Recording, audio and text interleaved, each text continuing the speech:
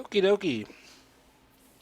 So, my name is Lemony, and this is Kerbal Space Program. This is going to be my first video. This is more of a, I don't know, proof of concept almost on, playing the game on YouTube anyway. If you like my commentary, if you like the way I play, let me know, and I'm definitely up for something more scheduled or scripted, like building a space station or maybe mounting an interplanetary mission, landing rovers, stuff like that. Just let me know. Anyway, so this is Kerbal Space Program produced by Squad. Uh, I play with a heavily modified version with some environmental visual enhancements using the Renaissance pack. I use Ferrum, I use Deadly Reentry, I use Tweak Scale, procedural parts, procedural fairings, B9 aerospace, just a ton of stuff. I will put a list down in the description. But today, this is just kind of my first video. This is just kind of see how it'll upload to YouTube, see if my OBS settings are going to work for this. And then just kind of test the waters, because I've got a lot of people that I work with that I've been trying to get to play Kerbal Space Program. And it's just too complex, and I figure, well, if I play a little bit and they can watch, maybe it'll help them out, and you know, I enjoy playing the game, and maybe you can enjoy playing it with me. So we're gonna load all of this up here. All right.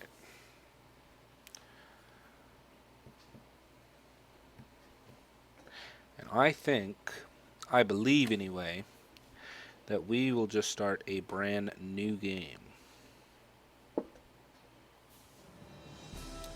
Yeah, let's just start a new game. Let's call this Kerbal Flight Agency. There we go. Sandbox, because sandbox is always fun to just build whatever. And I like system. I like that flag the best. Let's start it out.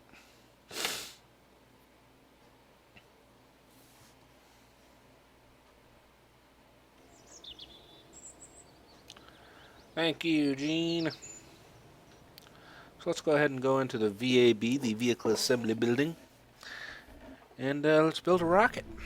Okay, so let's select a command pod. Ah, goodness. Let's do something simple. Let's do a Mark 1-2. I call it a Mark 2 command pod. Let's go ahead and scroll up. So a 3-man orbiter, it can be used for a lot of different things. I think the most famous 3-man orbiter was either Apollo or the Soyuz, depending on where you live and what your preferences are. Although, little known fact for a lot of people, the Soyuz actually went down to a 2-man capsule to save space and give the astronauts a little bit more wiggle room. Let's go ahead and place that on there. So this is pretty much what's going to be falling back through the atmosphere, minus this guy. This is the launch escape system. We'll set that up later. So since I do play with Deadly Reentry, we do need a heat shield, and I'm going to go ahead and just start putting that down there. And then when we add our our decoupler, we will put that in a different phase. That way the command service module falls away, and then the heat shield falls away when we're done with it. So I'm going to go ahead and put on 4-way symmetry here, and let's go ahead and strap on some RCS. And I like RCS on the command pod itself. Some people don't like it, but the command pod actually holds a little bit of monopropellant, and I can't remember what game it was I played where the command module actually had RCS, and it was a mini game within the game. It was on Android, where you had to kind of balance yourself during reentry, and I really liked that. So I figured I could do that here. Plus, whenever I get back into the atmosphere and I'm trying to dump the heat shield way up, sometimes it tends to stick to the command pod, so having that RCS can kind of wiggle it out of the way. Alrighty. So I'm going to go ahead and set up some action groups here, and these are based on buttons that you can have in the GUI, or custom is pretty much 1 through 0 on your keyboard. So for the abort sequence, we want to detach from the vehicle using that decoupler there, and we want to activate the launch escape system. And usually way down here I will set up the launch escape system decoupling, just so that whenever we're up in the atmosphere and you know, we're at the point of no return, we can just pop that guy off the top there, and you know, that's less mass to have to push into space at that point. So let's go ahead and go back into fuel tanks, and I'm going to go all the way over here to look for the procedural RCS tank. And this is why I love this part here, because I usually like to go 675 is pretty good, and then I just slap that on. That part exists nowhere else in the catalog as an RCS tank. This is about the most similar part, but that's liquid fuel. So you can really flesh out your own rockets and have the say so on how they look, how they feel, and you know how much fuel they take along. I really enjoy that. So let's do diameter 2.5 since this is a 2.5 meter rocket, and I'm just going to slowly increment this up to something more comfortable like that. One more. There we go. Okay, I like that. And then let's go ahead and strap an engine on there. So this is supposed to be the low profile engine. This is typically used as a landing engine in most of its deployments. And I'm going to put that down there because we don't want to have this guy popping the entire thing off when we're trying to activate this engine. Typically this is used as a landing engine because if you have landing legs jetting off here, you don't want to have them go way far out on an engine bell like this one has.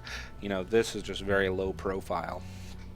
So I'm going to go ahead and hit center of mass here, because eventually if this does take off and we decide to do a space station, I'd love to use this vehicle over again.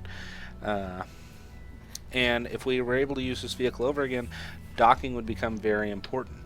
So I'm going to go ahead and place some RCS ports down here just to give it a little bit more balance. And if we pop that off, yeah, that looks about right. So that whenever these fire, these can compensate.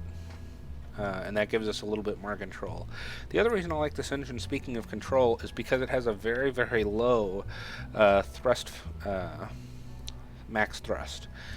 And the reason that I like that is because, especially up in orbit, you have to make very small maneuvers to, you know, edit your intercept. And if you're having to barely turn on something like this, you know, you're going to overshoot every time. This is almost like the X-Acto knife of an orbital maneuver. And that's really why I like it. That's why it's really powerful to me. I'm going to go ahead and strap another one of these guys on here, and I want to separate that out because if I'm, you know, at MECO and I want to coast for a little bit, I don't want to have to sit there and maybe accidentally be on full throttle and then just shoot off into space as soon as I decouple to the CSM only. So, yeah. And before we go any further, let's go ahead and hook up some solar panels because we need those. Let's actually put on a capacitor bank, which kind of acts like a battery. I'm not going to go into it too much. And we need some solar. Solar. Let's see here. Yeah, I like that. All right. Okay. So this is more of an aesthetic choice rather than a functional one. But I'm going to put these guys around here instead, just so that we can have our solar panels up here and the RCS thrust doesn't damage them. There we go. Alright, I like that better. Okay. Now, I will say, although this is an aesthetic choice this time, if you're trying to dock, sometimes it is easier to have them set up, you know, crisscross like this if you're trying to dock in straight, because if you're moving up and down this way now all 4 thrusters are going to fire, and you might go a little faster rather than if 2 were going to fire and send you that way. And, you know, if we decide to build a station or we decide to do orbital rendezvous, you know, that will become readily apparent on RCS thruster placement being important. So let's go ahead and increase the top here. Woo. Let's just get rid of this. I was clicking the wrong stuff, not paying attention. And the base to be 2.5, just like everything else. So now then, extra height, that's what we wanted. I was just clicking the wrong thing. So this right here, as you can guess, this blue is a tracing of these fairings, because you can cover up anything you want rather than having to deal with Ferrum's fairings, which are nice, but you're really kind of limited sometimes on what you can do with your fairings. This, you know, I didn't really like how that jetted out there at the top, so I'm going to add these up here. Still jetting out there, and for me that's more of a perfectionist type thing, you know, just wanting it to look more spacey. Anyway, so that looks a little better, and since we have this covering us up, we could detach and that'd be great, and the launch escape system could activate and that'd be great. But if these fairings don't pop off, you might be just trapped inside a vehicle, flying out of control, blowing up underneath you. So we definitely want to eject those fairings when time comes. I'm going to group these together here. That way both of those and the fairing base will detach at the same time. And that engine will activate in the next stage. Okay. So that looks pretty good. That is our final package. So let's go ahead and hop down here. Let's go ahead and add another procedural RCS tank. And this time 2.5. Yeah, like that. But now, let's do something a little different. Oh, excuse me. I'm so sorry about that. Redstone stripes, because why not? I like my rockets looking a little weird anyway. So, now then we are going to do this, and redstone stripes. And let's go ahead and add a little bit more fuel here than we had in the other one. Because this stage will be the stage that brings us up into a stable orbit. This is going to be our secondary stage. Okay, so what kind of engine do we want to use here? Typically, we want to use an engine that's great for upper stage operation. Something like this, the KW Vista VR9D. So that looks pretty nice. I like the way that looks. Let's go ahead and go back to center of mass, because now, as we're thrusting around, we're going to have two sets of thrusters up here. So what I like to do is I come down here and I pick this huge thruster block and attach those, and heat shielding. Heat shielding is important because as you're flying through the atmosphere, if you get any shock heating, it can damage these ports. That heat shielding just helps them out just a little bit. Plus, from, you know, that aesthetic standpoint, that looks a little better. Alright, so let's go ahead and zoom out just a little bit here, and let's go ahead and add another decoupler. So there's that. And let's go down here and let's just grab this guy. Oh, a little too long. Let's go ahead and add to this one here. And let's go ahead and tweak scale down an engine. There we go. And if you haven't caught on already, you should have caught on.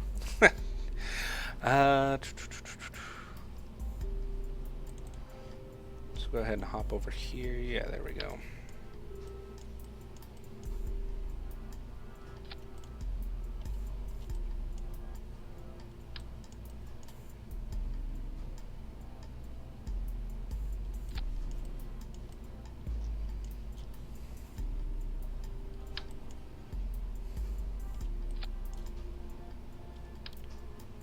What is going on here? Ew. Yep.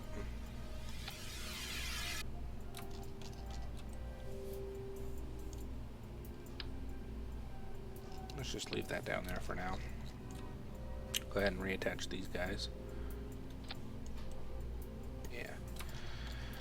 Alright, so sometimes that can happen. You just kind of have to stop and think about what's going on, what do I need to do to fix it, and you know, Kerbal Space Program is pretty forgiving in that aspect. So now we need to strut this guy up, because those are going to wibble wobble during launch if we don't do that. So this will kind of secure it, and if you can't tell, this is kind of like the SLS mission that we did earlier this year, or late last year, I should say now. Okay, so we've got some main boosters. Let's go ahead and hop back in here. Let's add just a little bit more, because those were just a little bit taller. Something like that, yeah. And then let's change our texture to Cryon Orange. There we go. And then let's add a top. And okay, so here's a little tip. What I like to do is I will take a strut here and I will just attach it right there, and that helps with wobble. So let's go ahead and look at our staging here now that we kind of have our rocket set up. Let's see. We've got engines firing all over the place, so now we have one centralized stage for all these. These will fall away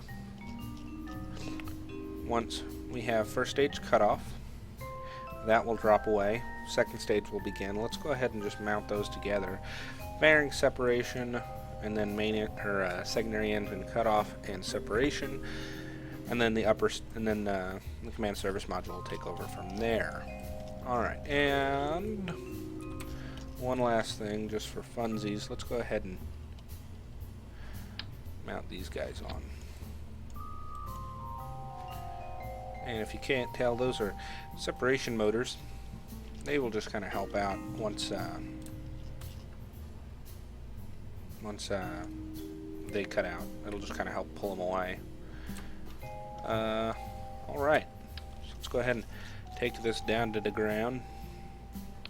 Okay, so these little yellow lines here that were causing us so much issue earlier, those are fuel lines. So as this main thruster pack here launches, these will deplete first, and then once these fall away, then engine fuel will start coming out of our main stack there. That is the basics of asparagus staging at its most, raw example. If we had 4 of these, then the first 2 would go into these 2, and then when they fell away, these would start fueling, and then these would fuel this one, and then when this fell away, this would still have all the fuel it needed. And that's the advantage, is that you end up with a spacecraft that's able to launch incredibly efficiently, because it's dropping away the mass as it doesn't need it as it gets higher in the atmosphere. So let's go ahead and call this one Vessel 1. There we go. I like that. Save. And I think we are ready. Oh, launch clamps. Let's go ahead and tack on some launch clamps. That way we're not just sitting on the pad. And one thing I can say is, as you start building larger rockets and your launch clamps become more complex to hold the rocket together while it's balancing itself, always go along and grab your launch clamp sets as you put them in, just for the reason that once you start to try and figure out how your staging's working, you don't want to have to be hunting down one individual one every single place. So let's go ahead and pop that guy up there, and I think we have our vessel. Indeed. So let's go ahead and save and launch.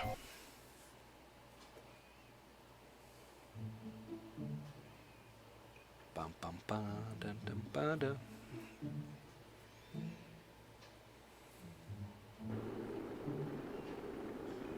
Alright, we can hear the winds of the launch pad.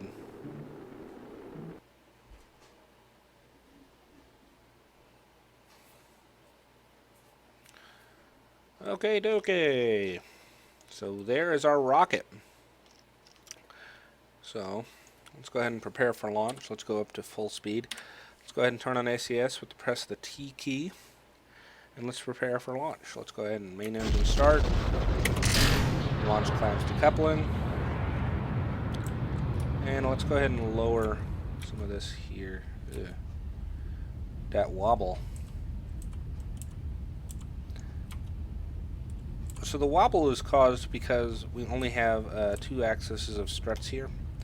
Now, if I had put a probe core on this stack here, and I'd said control from here before we launched, the best part about that would be it wouldn't be compensating for the wobble up here, it'd be compensating for the wobble here, and it'd make it just a little bit more stable.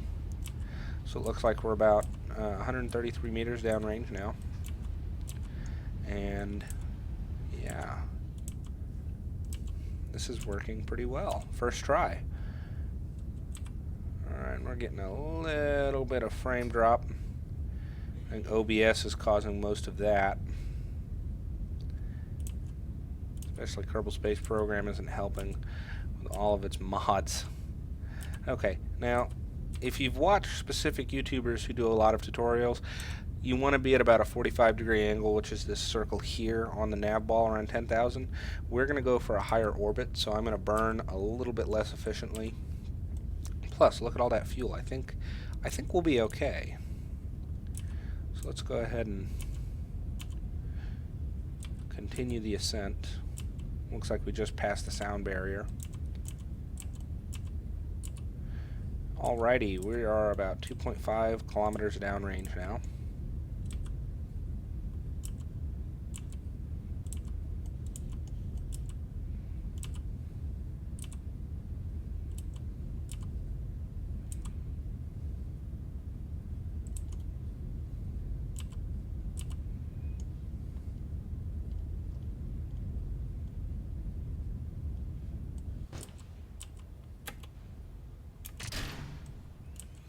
And I decided just to let those to fall away instead of using those engines, just for safety. Just to make this video a little shorter in case that failed epically. Okay, so those fell away. That was a clean separation. Let's go ahead and take the main engine up to full throttle. And it looks like we are above the point of no return, so let's go ahead and hit 9 here. Get rid of that guy. And let's go ahead and do fairing jettison. 3, 2, 1. Clean fairings separation. Alrighty. And the wet noodle is in the sky. So let's go ahead and continue tipping over here. Let's go ahead and turn RCS on and begin roll program. And that's just going to bring us upright over the planet's surface. That way our crew is a little bit more acclimated. Let's go ahead and adjust. There we go. A little more. There we go. Alrighty, and let's go ahead and turn RCS off. That way we don't have unbalanced forces pushing the top of the rocket with a massive engine at the back, just, you know, making that spin even worse. Alright, so it looks like we're going to come to MECO pretty soon, which is main engine cutoff.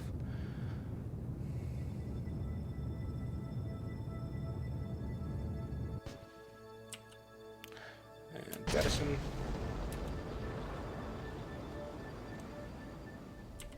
Alright, we are officially in orbit. Let's go ahead and extend our solar panels here.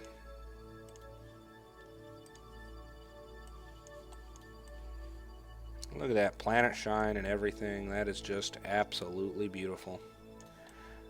Let's see if we can... There we go. Now that we're not looking at something so bright, look at the moon over there across the sky map. That's just awesome. So let's hit M, and let's do some time acceleration. Because we are still technically within the atmosphere. And I think what I want to do is I'm not going to use all the fuel here since this is only a test launch. I think we'll just bring this up to about 50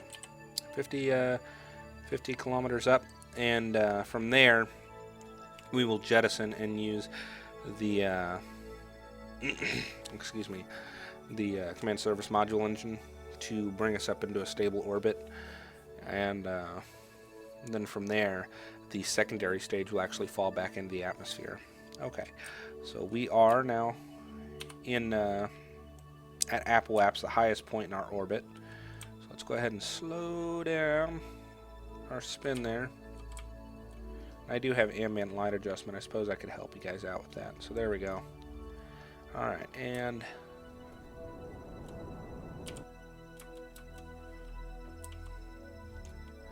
there we go. Jettison. Go ahead and do full speed here and activate. You can see just barely thrusting there, but we have a lot of delta V, which is, you know, we could add to our speed about 1.7 kilometers per second because we're traveling at about 14 here. And actually, you know what, let's go ahead and flip around here and let's just slow down just a little bit, just so that we can take advantage of the Oberth effect. I'll go over that in a minute. So we're going to slow down to come to about 70, which is right there at the definition of space for Kerbal Space Program. Alright. So right now we're traveling at about 1382, which the farther you go out, the slower you're going to orbit. Like, look at the Mun here.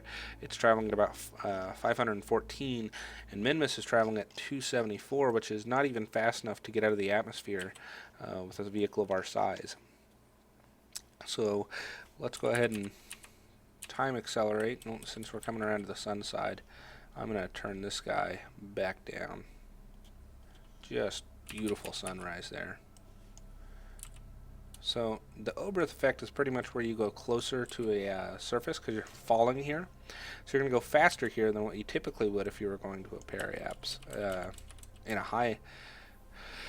higher orbit that was equal on its periaps and apoaps. So as you can see here, we're traveling at about 2614, which is significantly faster than what we were traveling at before. And so by taking advantage of that speed boost, if we accelerate, we can very easily increase our apoaps. And if you have a vehicle that you want to take somewhere else in the Kerbin system, and you don't want to travel with a lot of fuel, this is the way that a lot of real-world space programs do it, and this is the way a lot of those big Kerbal Space Program players do it, is they use the Oberth effect to their advantage. And I think OBS is going to crud out again for us. I'm going to go ahead and wait for my CPU usage to go back down. And again, like I said, if you guys like this, I can optimize this a little better. But now we're going to go even higher, so when we come back down, we're going to be traveling even faster. It's a good test of the heat shield whenever we come back around, because the next phase here is to be pointing at retrograde, and we're going to slow down so we can come back into the atmosphere here. Not sphere of atmosphere, just the atmosphere. Anyway, you can see we're starting to slow down as we're flying away now. So, yeah, and look there, the planet Shine is just absolutely beautiful with a moonrise. So, yeah. Let's go ahead and do an EVA. And there's our Kerbonaut. And the amazing thing is that if we were playing with real solar system, it'd be even more impressive about how far we've come and the scale of this game, because if this Kerbal were to survive re-entry and just fall back down to right where he is right now, and OBS is again crapping out on us, oh no, it's just amazing to think of the scale that he would have to walk. It would take me days in real time to walk across a span like that. It's just absolutely incredible, the span of this game. So let's go ahead and hop back in the vehicle and give my CPU a little bit of a break. And it's not that I have a crummy dual core or anything, it's just I have not optimized OBS at all here for playing Kerbal and stuff like that. I just literally base settings on high to get out a good video, and that's it. Like I said, if you guys like it, I'll optimize it, I'll make it a little better, and we can go from there. So let's go ahead and hop up high here. And yeah, moon's out there. Minmus is the second moon of Kerbin, and it's a little bit easier to get home from here, because similar to the Oberth effect, you just can whip around and just get home real fast. So if you're doing a landing on another planet for the first time, I always tell people go to Minmus. It's a lot easier. You're not having to bring as much fuel, and you always over-engineer in your first few missions. So even if you do over-engineer, and you are super inefficient at your landing, you still have enough fuel to get home. And I think we might be able to see Minmus if I was a little bit better about it. Anyway, so we are at apoaps. So let's go ahead and just point here and burn a little bit retrograde. So you can see our periaps is now falling straight back into the atmosphere. So let's go ahead and rev that up. 35 is really where I like to sit. If we're going super fast, we can bounce back out at that point. And if we're going slow enough, we get a capture. So let's go ahead and let's leave those out for now. It's kind of cool. You can see the corona uh, of the atmosphere there, almost. So a little bit of cloud warping there around the oceans. And welcome back to the atmosphere, Vehicle 1. Let's go ahead and retract these panels. That way we're not dealing with the Kessler effect, which is, small random space parts flying around and can damage your vehicle. So, yeah. All right. So let's go ahead and decouple. Here's where those RCS ports really come in handy. So I'm going to use the J, I, K, L keys. And I'm just going to kind of push myself out of the way of this thing. That way, as that thing falls away, it's not going to come flying back at us if it decides to hit a bunch of aerodynamic stresses. Because it can stall out and fly back at us. I've had that happen before. That's not a happy day because you've got your heat shield there, but your heat shield doesn't protect you from explosions, which can be very bad. Okay, so we're traveling at about 2813 right now. That's almost escape velocity. And if we go to the surface, we're traveling at about 6,000 miles per hour. So we're going to see some re-entry heating, right now, way high up in the atmosphere. And that's why I said this is going to be a great test of the heat shield, because we're going to go very fast and we're going to have a lot of burning plasma against it for a extended amount of time. So typically with a capsule like this, where I'm not having to land with wheels or anything, I like to just land in water, just for historical accuracy, I guess. But you can land on land, and I mention that because we're coming over some land here, but there's absolutely no way that we're landing right there. We're going way too fast just to fall out of the sky like that. So, yeah. And we're back in the atmosphere here. There goes away that glow effect.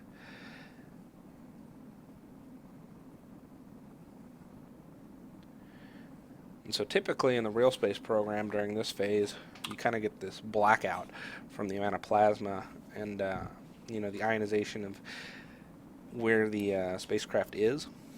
We can't really get all this data, so I'll go ahead and black that out for now anyway, just for some accuracy and for some pretty pictures.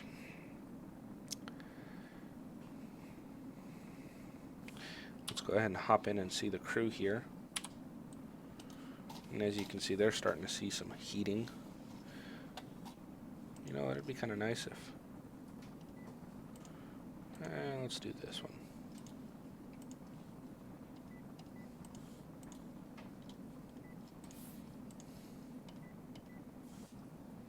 Looks like we are captured at this point, so that's good.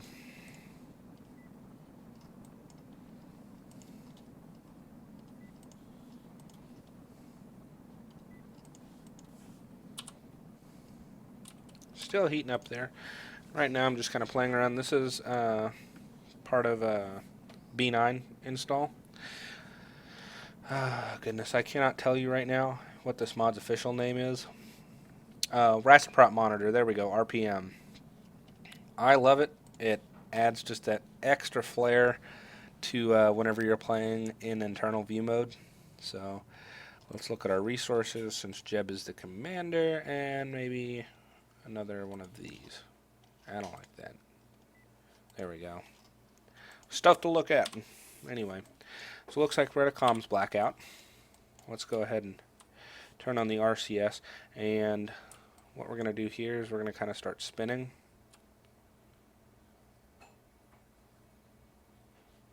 And I'm going to let OBS kind of calm down there. And so what this is doing, this little wobble here, is it's going to create a gap between us and the heat shield, and the heat shield will be able to fly away. So let's go ahead and do that. And get sick. Everyone get sick. There we go. So we're going to slow us down here. There we go. Alright, and turn off RCS. And let's go back to auto mode. I always like chase whenever I'm doing that spin. If you guys don't, I'm sorry. I probably should have thought of that beforehand. But yeah, so that was, and that's pretty much the flight track of that mission that we had in early 2014.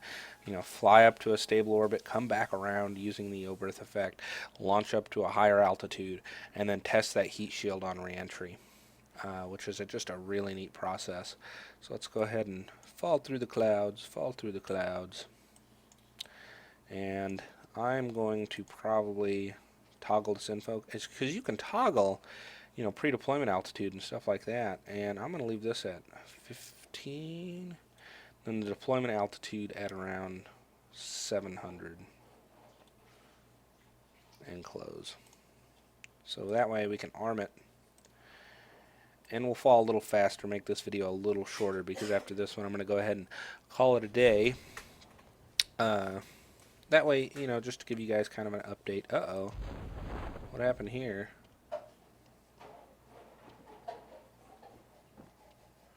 Pre-deployment.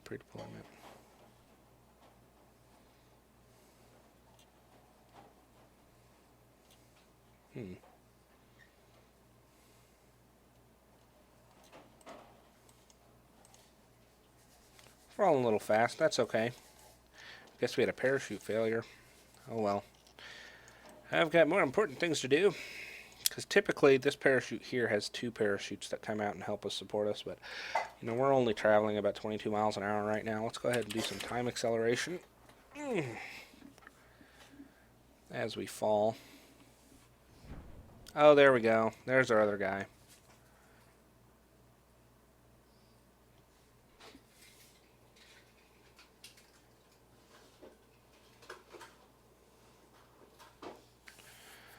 So as we're falling here, we're going to hit 700, and then that's going to deploy as well. There it is. And now we're down to 14 miles per hour, which is a much more manageable altitude. Or not altitude, but a much more manageable speed for a capsule to hit the water at. Because, I mean, imagine driving a car at 25 miles an hour into the water. It's going to absolutely wreck anything that was you or your car. So 13 miles an hour is a little bit more manageable. Let's go ahead and stop time accelerating here. And it looks like we're going to fall straight into the Caribbean Oceans. Let's go ahead and head out to map view here. Let OBS calm down. There we go. Yep, just a little bit farther west off the main asteroid impact there. But let's go ahead and recover our vehicle and call it a day.